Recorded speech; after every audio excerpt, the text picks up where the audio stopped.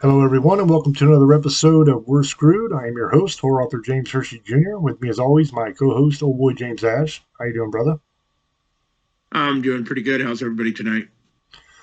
This episode is going to be um, another wrestling show for the recap for the week. I want to do like a new thing on the wrestling shows where we kind of give like our match of the week or like highlight of the week, whether it's a match or a promo or whatever. I think that'd be kind of cool. Um, Mine would be the debut of Ray Phoenix in WWE. That's something I've been looking forward to because I watched some videos of like his best stuff from the Indies and from AEW and I believe Lucha Underground as well. And that was some pretty amazing stuff that he was doing. So I was really looking forward to seeing what he could do in WWE and looking forward to him coming. And he made his debut this week, and it was spectacular. It was absolutely spectacular. And another thing I thought was really cool was the guy he was wrestling. I blank on his name right now, but he's a guy from NXT. That dude was really, really good too. And it was really a entertaining match. But there was one spot where Ray Phoenix was outside of the ring, and that dude went running and dove through the ropes. I guess doing like a suicide dive is what the plan was, but his feet caught the rope, and he kind of his trajectory went off, and he was headed basically head first into the ground. And Ray Phoenix was able to catch him and put his knee up to give him something to brace on to fall, so he didn't get hurt. And I thought that was really quick thinking and really really awesome. So my highlight of the week would go to Ray Phoenix making his debut. He did not disappoint. He was very impressive, and I really liked his interview after the match as well, where he was super stoked to be there and was basically said that it was his lifelong dream to make it to WWE, and he was so happy to be there and all that kind of stuff. And that was really cool to see. And like I said, really impressive. Really liked the dude. He was awesome. Uh, my low light of the week, if you like, we have a highlight, we're gonna have a low light too, right? So my low spot for the week was that abysmal Charlotte Flair, Tiffany Stratton bitch fest that happened in the middle of the ring, where they went back and forth. That was horrible. It was awkward as hell. They completely went into business for themselves, and like, there's some real heat there.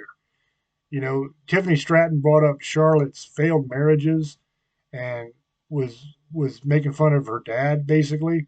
And Charlotte said that Tiffany's man, Kaiser, Ludwig Kaiser, was in her DMs, like basically insinuating that Tiffany's man was trying to cheat with Charlotte. It got pretty nasty. It got so nasty that on the replay of it, WWE deleted a lot of that.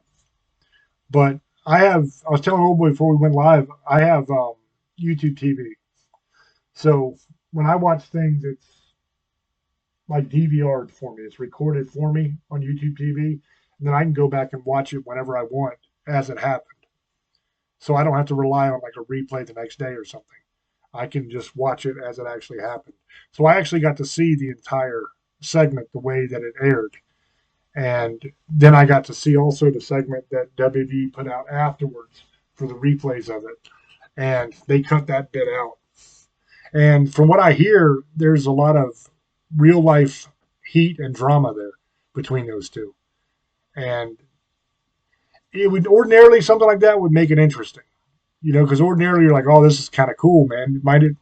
They might actually get into it a little bit in the actual match. You know, it might not all be, you know, a work. It might, some of it might be real. You know, when you have real heat going on, it's happened before where a wrestler will actually have bad feelings towards another wrestler, and they kind of really get into it sometimes, you know. And who knows, we might see that in this match. But the problem is, for me at least, is they need to just stop talking. You know, this shit of coming out and running your mouth back and forth. I mean, Charlotte was making fun of Tiffany's squeaky voice, and Tiffany was hurling insults, and it wasn't like a wrestling promo as much as it was just like annoying, really. You know, and it's not fun for the audience. We don't enjoy watching it. So if you want to build some heat for the match or whatever, then you're gonna have to find a new way to do it. Have Charlotte come out and like blindside Tiffany or something and beat her down. I mean, there hasn't been a punch really thrown in any of these promos. They just run their mouths, and it's annoying. And another thing that's kind of weird and crazy is anytime Charlotte tries to open her mouth now, she's getting the Dominic Mysterio treatment. To where the audience is booing so loud you can barely hear what she says. And no matter what she tries to do, she can't win the audience over. She can't get them to stop. People are just hating on her like crazy. And I think the reason for that, and everybody's going to have their own opinion on this, but I think the reason on that is she came back, and of course she comes back and they have her win the Royal Rumble, which is kind of a slap in the face to everybody who's actually been here working their ass off, right? But because she's Charlotte Flair, she comes back and is going to win the Royal Rumble and is just handed a championship match. And just the way she carries herself, like she's the greatest and all that kind of stuff, it just rubs people the wrong way.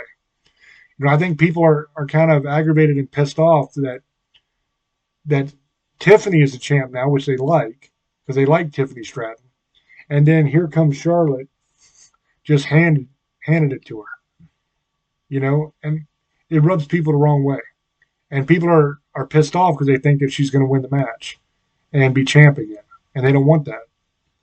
And I kind of feel the same way, I like Charlotte Flair. But I don't like the fact that she comes straight back in her first match, wins the Royal Rumble, and is now going to be going to WrestleMania to have a title shot. That's not cool to me, man. You didn't earn that. Now, you could say she earned that through years and years and years of work and all that kind of stuff. And you could use that same argument for John Cena. That his past experience has earned that for him. But the way I look at it, even though she wasn't out making movies or whatever, she was legitimately injured. But you don't just come back and right away get a title shot. That's not cool to me. I think you should come back and have to work your way back up. I think that's what the audience likes to see. And that's the problem.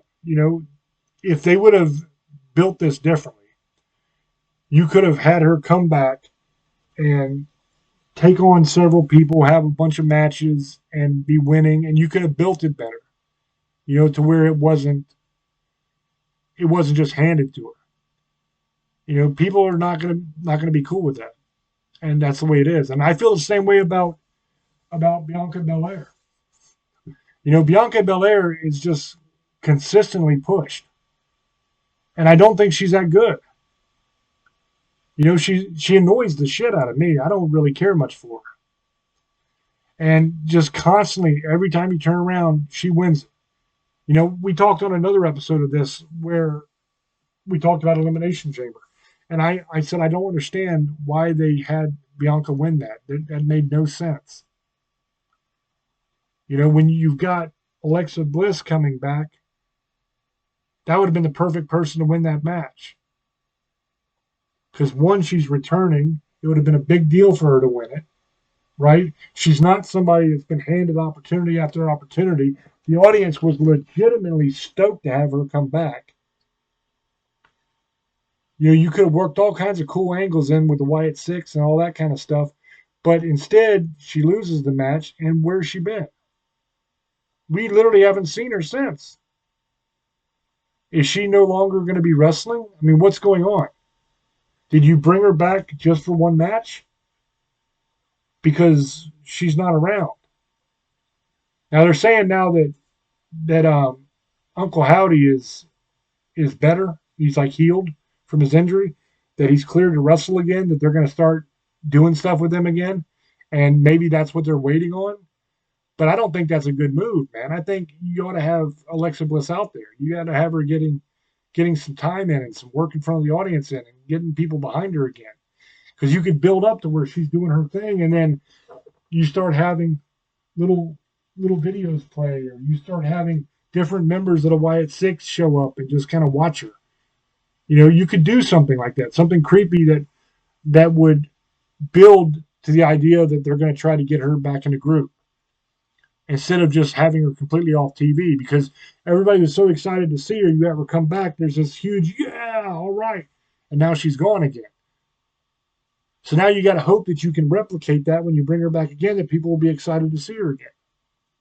But instead, I think people are just confused. They don't understand what the hell's going on.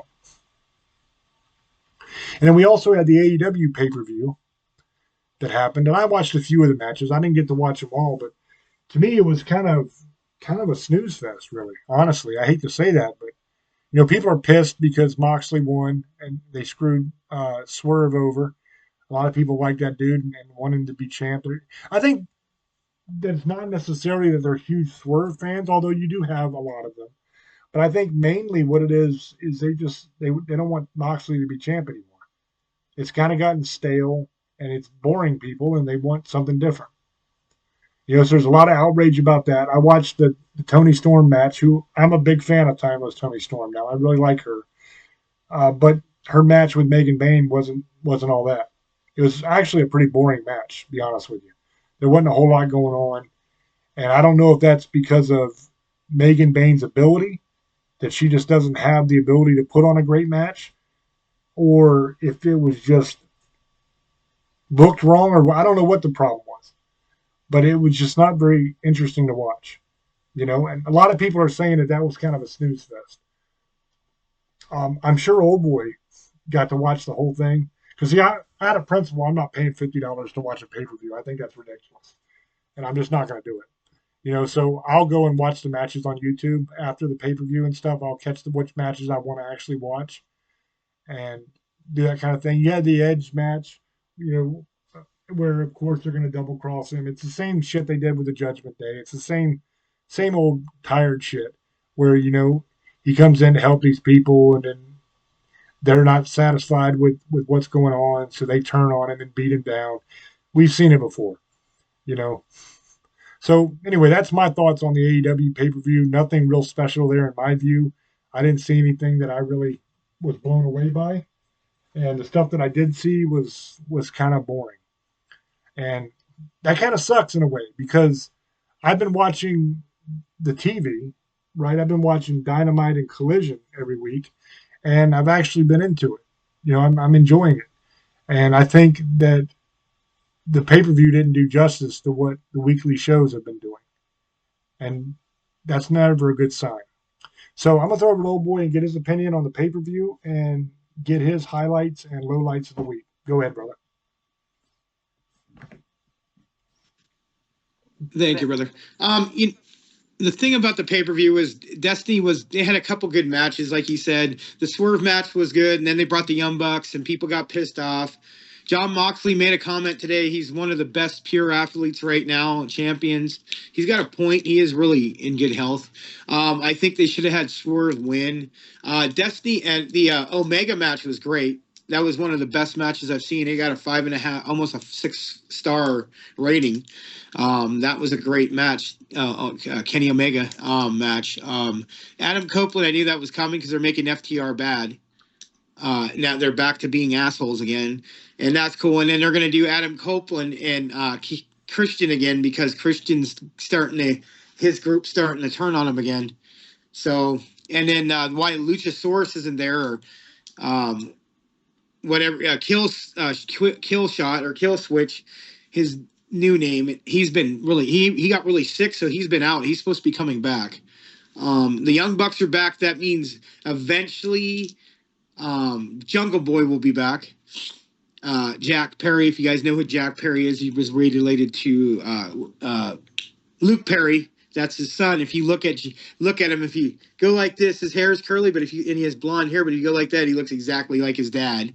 That's where he got a lot of his fame from, because that's his father. So people know who he is, but now that's who Jungle Boy is. I'm watching AEW right now. Swerve just beat Pac. Pac just got hurt. I saw them walking him out. So I think he really legitly got hurt. I was watching Kenny Omega was talking to the Young Bucks, and Swerve came in and helped him, and then they had the match with Pac. So that just happened. He said Tony Storm. Yeah, that match was cool, but it's just the person she was wrestling. You weren't going to have that kind of 5-star match. It was it's one of those pay-per-views. It was supposed to be decent, but like Double or Nothing is on the 25th of May. That's going to be their bigger pay-per-view. That's like their number one pay-per-view. I think it's like their kind of like their Royal Rumble WrestleMania thing. So you're going to have a new bigger matches there. It was just one of those ones they hurried up and they had a pay-per-view a month earlier, like less than a month because of the holiday, because of February. So they did a quick one, like, and they didn't put the best matches on.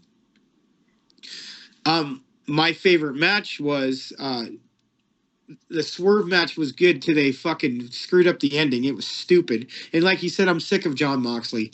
I forgot Jericho lost to Bandito the second time because he won the first match. They started over. So he lost the Ring of the Honor title. And people don't realize that AEW bought Ring of Honor.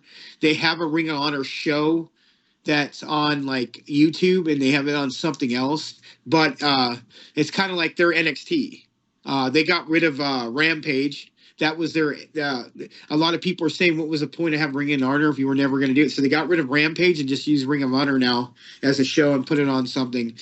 And Athena is the Ring of Honor women's champion. I like her. She was Amber Moon, aka in WWE. I like her as a champion. Mercedes, love her as a champion. I don't know. Now they have that one girl as a puppet. Now they're teaming together. I think that shit's hilarious. Like they were saying, they're giving AEW more credit since they went on HBO. The storylines are getting better. They didn't make any sense of what and then it went off, and now they're getting storylines that actually make sense, and they're getting the characters that need to be in this show now. It's a different world than it was 6 years ago when they had everything's changing and people want to see wrestling, but they also want to see storylines because everybody's been fed the WWE bullshit. And like I said, and getting into the WWE Charlotte thing, that was the biggest joke. They both don't like each other. They both couldn't talk. They were booing Charlotte like you couldn't even hear. It was ridiculous. Charlotte is the best women's wrestler of all time. She's better than her dad. Her dad just could talk and he could wrestle, but she's a hybrid of him.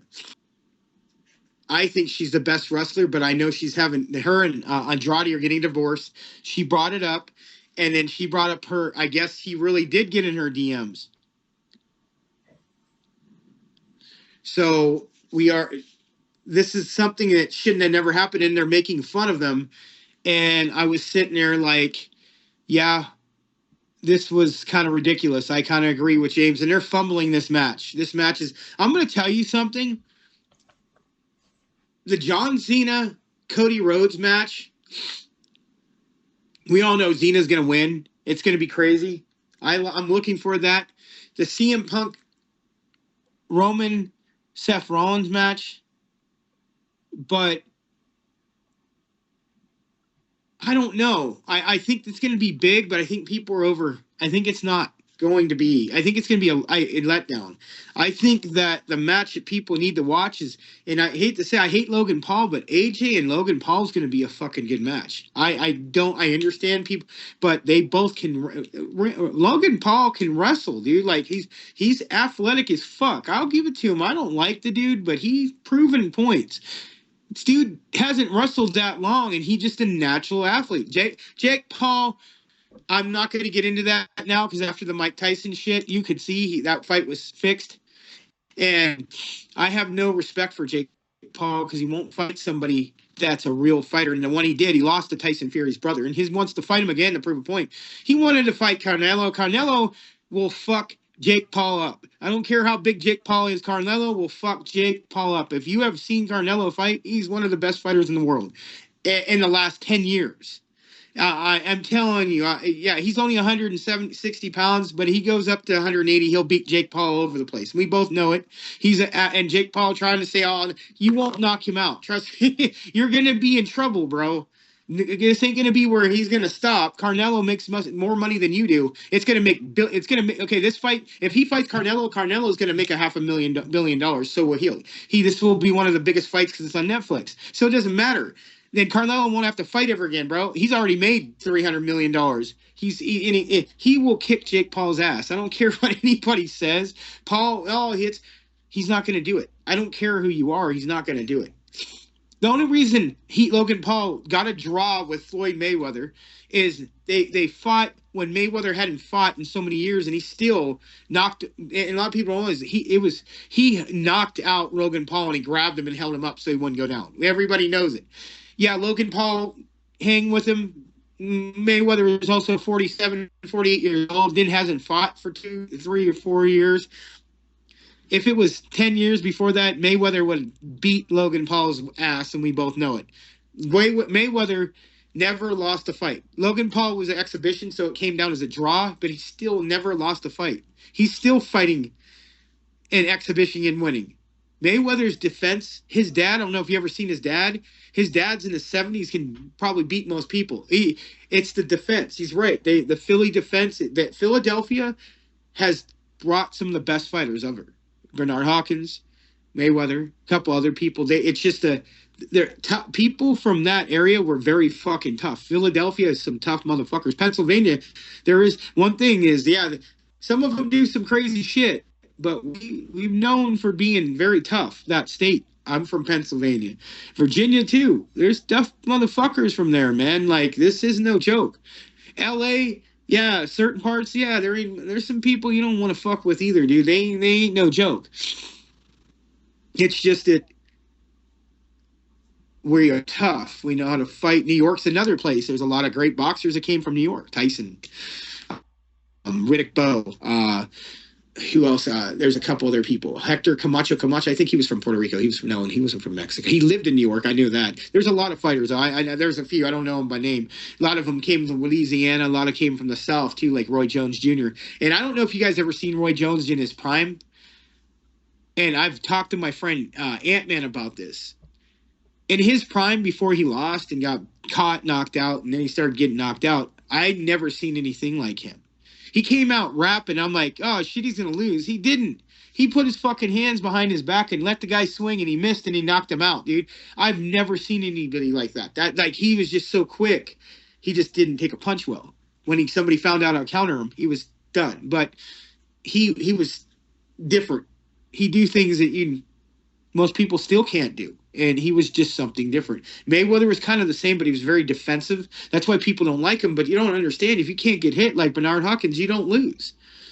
Bernard Hopkins said the wrong thing and said, a white boy will never knock me out. And the guy knocked him out of the fucking ring and knocked him out. in that fight, he never said nothing again. He retired. So that's... But he was good. Bernard Hopkins wasn't the best, flashiest fighter, but when he hit you, he'd catch you. And he would beat you down after a while. He'd just knock you out, or he had one of the best liver shots counters I've ever seen. That's how he knocked out De La Hoya. He caught him with the fucking liver shot, dropped him and knocked him out. That was it. De La Hoya and you see, he got hit and he's just done. He was done. And Hangman Pegs, that's another one. The Hangman and Swerve, you guys don't understand. They're trying to make them. I see them going to start joining together because they want what I see they're going to do for the future. It's going to be Hangman and Swerve and AEW are going to be the big names after Omega retires in a couple years. Rumors of AJ's coming to AEW soon, and Nakamura is leaving the WWE. He's going to New Japan, so that means he's going to be probably on AEW eventually. So eventually they all switch, guys. Like a lot of people don't realize when I hate AEW, you don't understand. They all need a paycheck. We need in competition, and this is what I've been fucking telling you. And now AEW's got better because they're on HBO, and I get it. Yeah, TBS was a big thing, but when you get on HBO, the biggest streaming center in the world, not Netflix is the second, when WWE got, they got in the biggest one. And look at the ratings; they're almost 2 million, almost 2 million views now on HBO. So that's big. Like they're getting bigger now. People know who they are because they went to another platform. So AEW is not what they were. They're the WWE's competitor.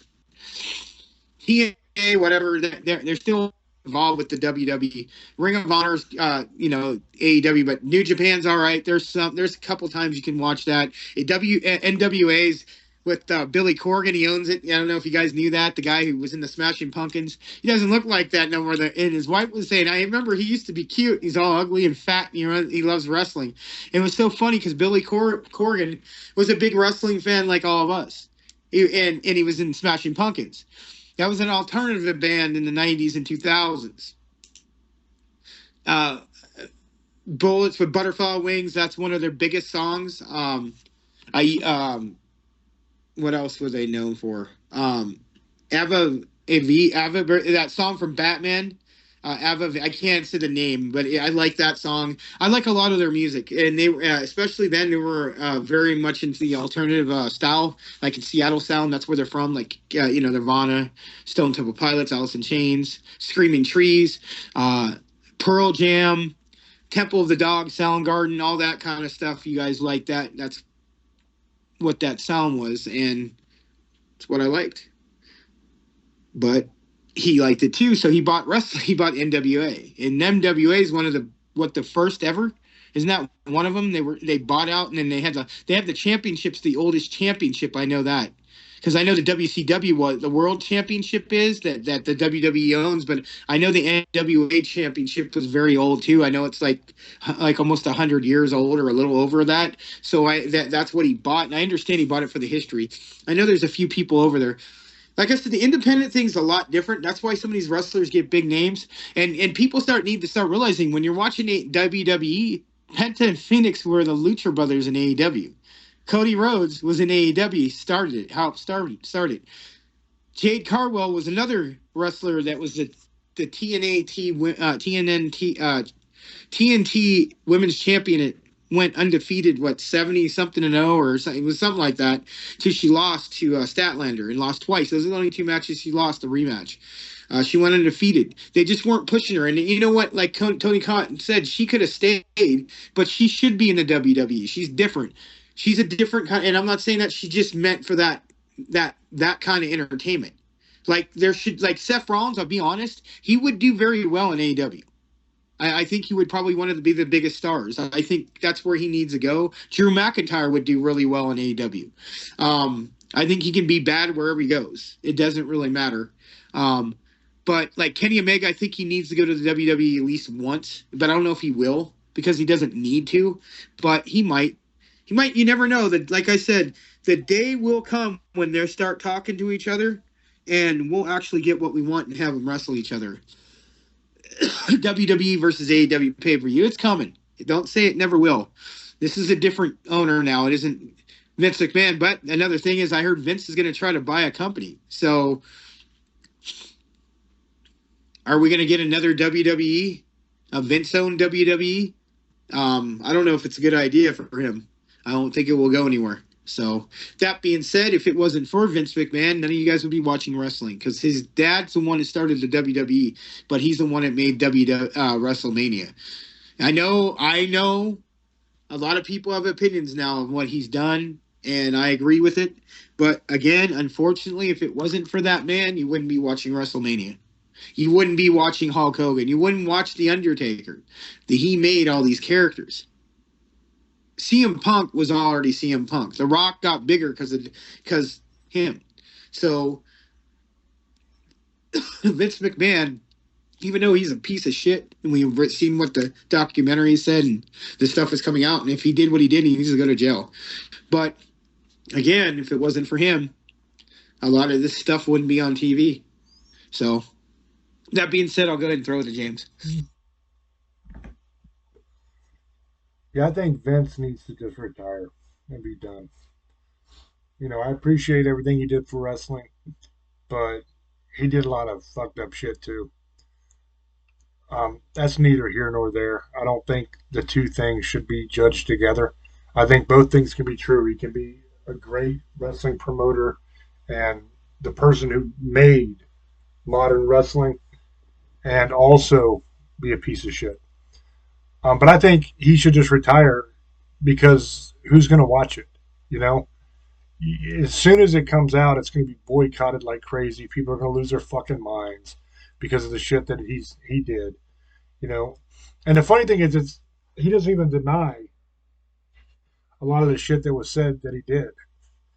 He just denies that it was illegal. You know what I mean?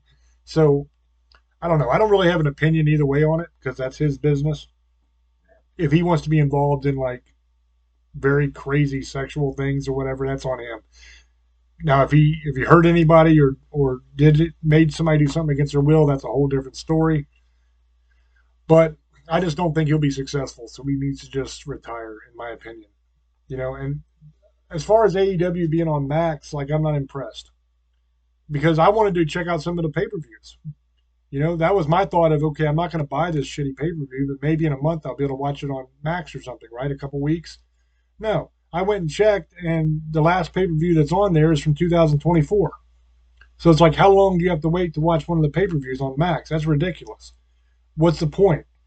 It's not like their AEW is only on Max. You can still watch it on the original channels too, because I watch it on YouTube TV. It records it for me, and it doesn't record off Max. It records off the channel that it's on. So really, what's the point? It doesn't make any sense to me. So I'm not all that impressed by that.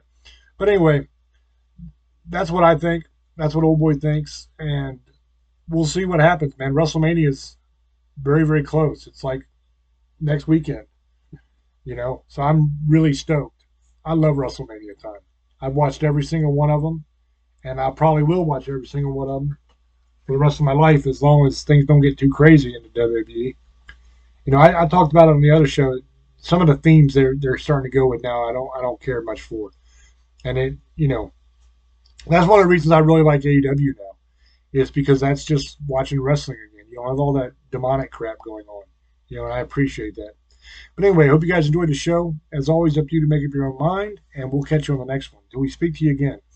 Love many, trust few, and do harm to none. God loves you, and so do we. Bye-bye.